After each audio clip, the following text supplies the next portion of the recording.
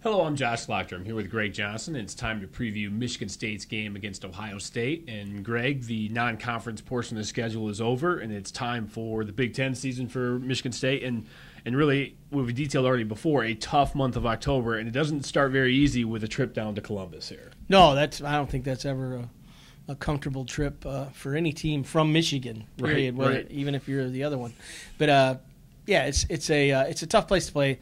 Horseshoe's a really intimidating stadium. It's loud, and they have great fans, really passionate fans, sometimes over the top fans, and it'll be it's always a good chance. And they have a great team. Let's face it, that program has been the best football program in the Big Ten Absolutely. for the last 10 years, and I think the last 8 in a row they've won. So. Although we've taken away last year, no, really, that's a great program with great talent. It's in a state that's just loaded with high school talent, and no, that's a challenge when you go down there. Sure, and now Ohio State is going to look a little different than it has in the past, and obviously Jim Tressel's gone, no Terrell Pryor, and even now they have a new quarterback in there, a mobile quarterback, Braxton Miller, who stepped in last week, and I think he ran for 83 yards and passed for 83 yards against Colorado. Kind of what kind of challenges does he present for Michigan State? Because this guy isn't necessarily Denard Robinson, but he provides some different challenges here that they haven't seen maybe from quarterbacks that have played so far. Yeah, he does a couple things like Denard, where his escapability is really good, and Sure. and if they do plan a run, he's very dangerous, and he has run the ball several times. So it's he's right up there with the tailbacks. So that shows that they do game plan him in there, running it a little bit. But also the thing that Denard didn't do as much last year, and then you could game plan.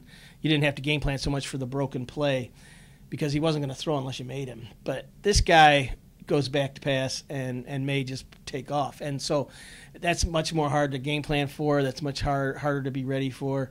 Your linebackers have to play their keys and their reads and have to be really smart, and your defensive ends have to play great.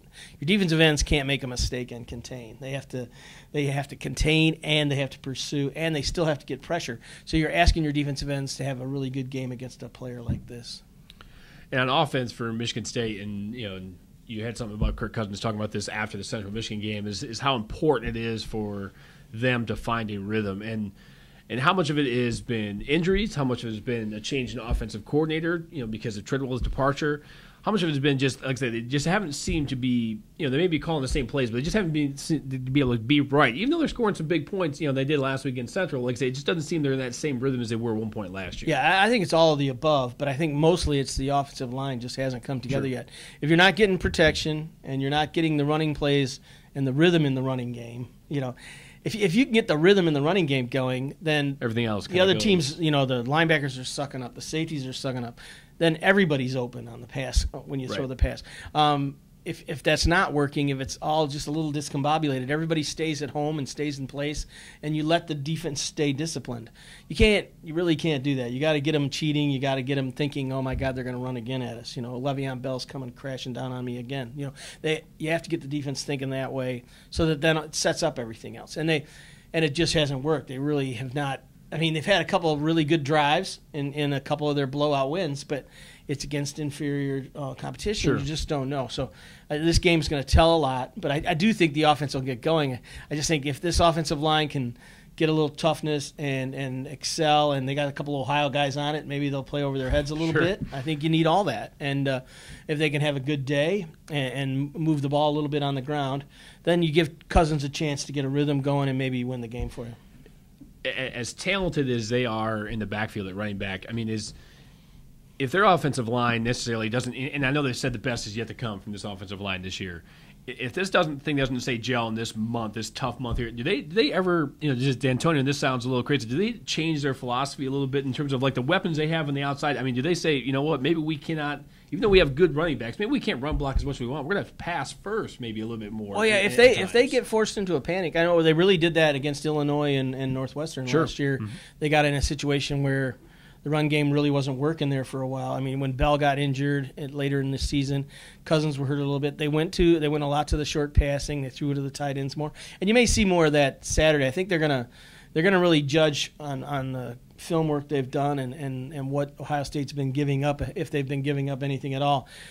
You're talking about really there's only so much film you can use right now because they've both played in paycheck opponents basically. So so it's really hard to tell. They're going to look at what they did against Miami, I'm sure, because that's similar athletes, similar speed, and you see what worked against them, and then you go from there.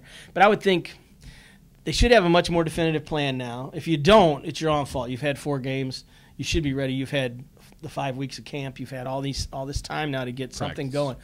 And the offensive line is critical. If they're too injured, if they're not the right mix, if they're not the right guys, that's going to tell, and then it's going to be a long year. But they have talent there. They have a group there. They have some personnel.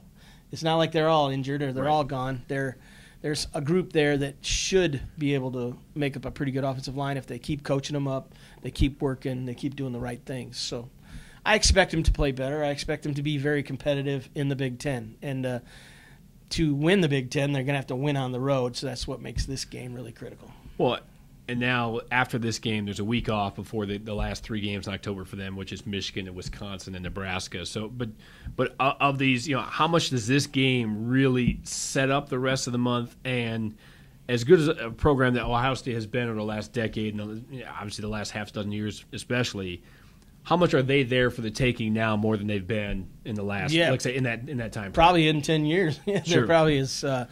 They're starting a freshman quarterback, and he's not Terrell Pryor. Okay, right. They're starting they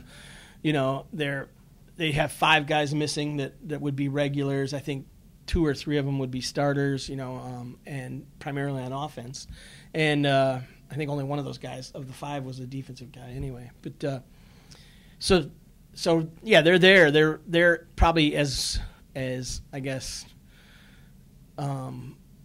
Dented into their depth as you're going to find them in a couple of years, and so you got to take advantage of that. They're kind of trying to find their identity at the same time, so you got to go after them. They're kind of young and inexperienced at several spots too, so you got to go after that. This is the time to go ahead and beat them.